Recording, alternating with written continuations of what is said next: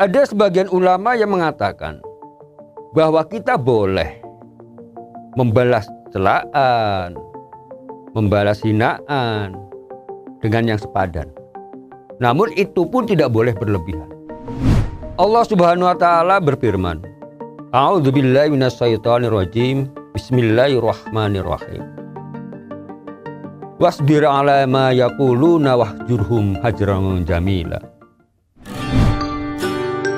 Sapa Hati bersama Gus Agus.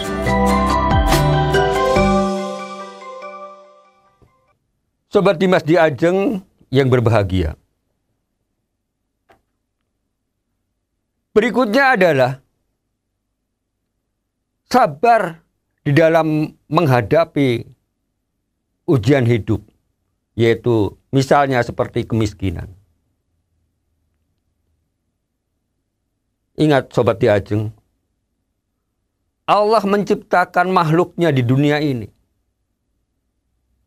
Apapun jenisnya, itu selalu berpasang-pasangan. Ada siang, ada malam. Ada senang, ada duka. Ada kaya, ada miskin. Dan seterusnya, dan seterusnya. Selalu berpasang-pasangan.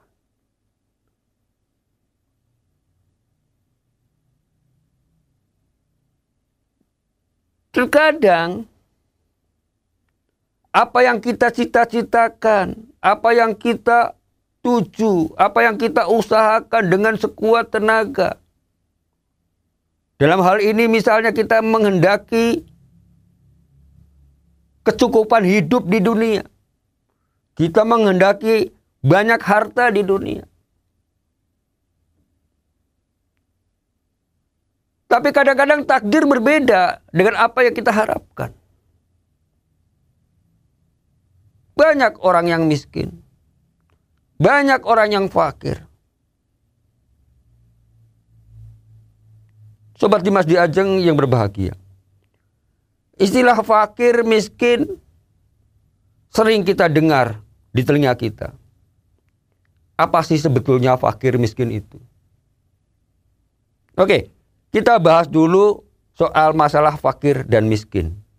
Apa yang dimaksud dengan kriteria fakir maupun kriteria miskin? Kita ngambil dari salah satu ulama yang menyampaikan bahwa yang namanya fakir itu adalah orang yang tidak mempunyai pekerjaan dan tidak mempunyai penghasilan yang tetap. Artinya apa? Untuk mencukupi kebutuhannya, ini kurang daripada separuh kebutuhan yang bisa dicukupi dari penghasilan dia dapat. Itu yang dimaksud dengan orang yang fakir. Banyak kalau kita lihat di lingkungan kita, atau mungkin kita pada saat kita di dalam perjalanan, atau di kanan kiri kita. Banyak sebetulnya kalau kita lihat di negara kita, orang-orang yang fakir. Yang untuk mencukupi kebutuhannya itu sangat minim sekali. Berikutnya adalah miskin. Orang miskin adalah orang yang mata pencahariannya, penghasilannya itu tidak cukup untuk kebutuhan primernya dia. Bahkan kurang. Atau ada yang mengatakan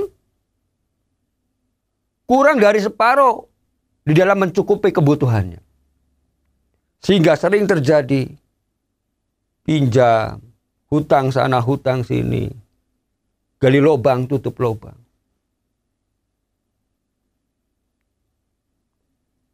Sobat Dimas di Ajeng yang berbahagia. Di sini kalau kita mengalami hal yang seperti ini, dalam keadaan yang tidak mampu mencukupi kebutuhan kita, kita bisa bersabar. Arti bersabar di sini adalah kita tetap berusaha sekuat tenaga, semampu kita untuk senantiasa mencukupi kebutuhan kita. Usaha yang maksimal, usaha yang keras. Namun kalau tetap kita belum mendapat apa yang kita kendaki, yang kita bersabar. Banyak orang-orang yang seperti ini. Kalau kita hitung, orang miskin sama orang kaya itu ya jelas jauh lebih banyak daripada orang-orang miskin. Namun yang tidak diperbolehkan dalam agama, orang yang miskin ini adalah orang yang miskin tapi frustasi. Yang tidak mau bersabar, yang tidak mau bertambah. Padahal kalau kita dalami lebih jauh, orang miskin atau orang fakir itu banyak sekali manfaat dan hal-hal yang bisa bermanfaat bagi kita semua. Banyak yang menjadi masalah. Satu contoh, bagaimana kita bisa punya usaha yang bagus, usaha yang besar.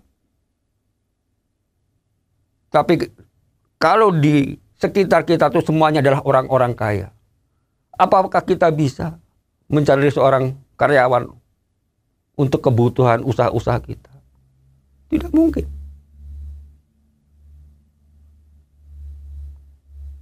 Karena mereka-mereka ini adalah orang-orang yang membutuhkan kecukupan hidup.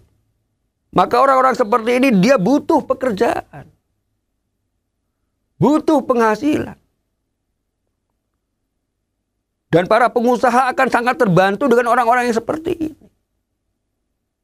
Yang tidak punya pekerjaan. Sebetulnya di sini adalah saling menguntungkan. Maka tidak ada ciptaan Allah di muka bumi ini yang tidak ada hikmahnya. Semuanya mengandung hikmah. Semuanya mengandung manfaat. Bagaimana kita bisa bersedekah kalau tidak ada orang miskin? Padahal dalam ajaran-ajaran agama itu dianjurkan untuk menyantuni orang fakir, menyantuni orang miskin, menyantuni orang anak-anak yatim. Anda semuanya kaya, bagaimana menyantuninya?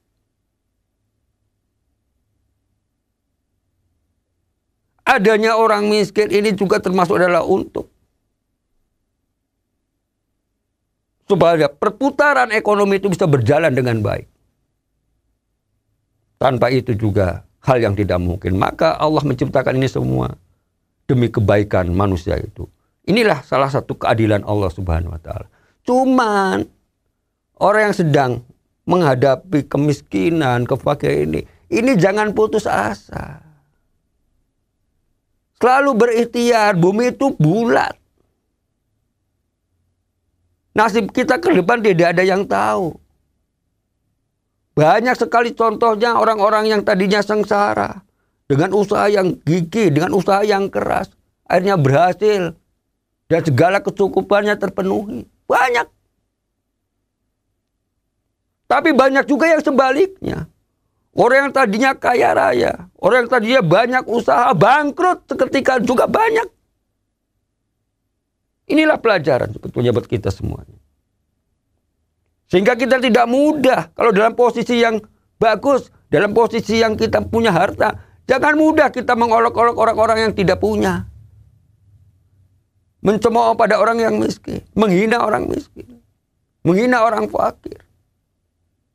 Justru sebetulnya kalau kita tahu agama, adanya orang-orang fakir miskin ini adalah sebagai ladang untuk pahala kita.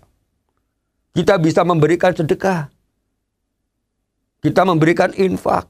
Amal-amal soleh. Ladang pahala kan itu. Sobat Dimas di Ajeng yang berbahagia. Kalau kita kembali pada ajaran agama kita.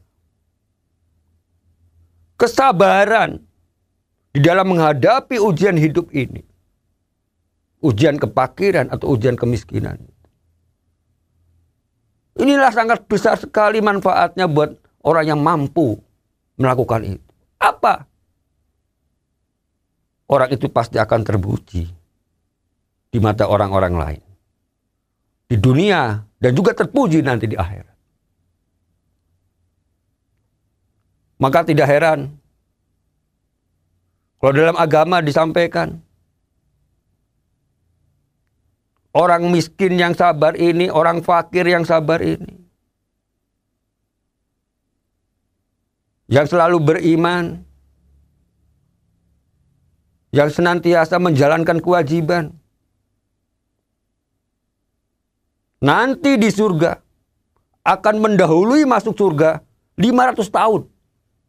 Lebih dulu daripada orang-orang kaya yang beriman. Bayangkan. Artinya apa? Bahwa Allah itu mengistimewakan orang-orang miskin ini. Sobat Dimas di Ajeng yang berbahagia.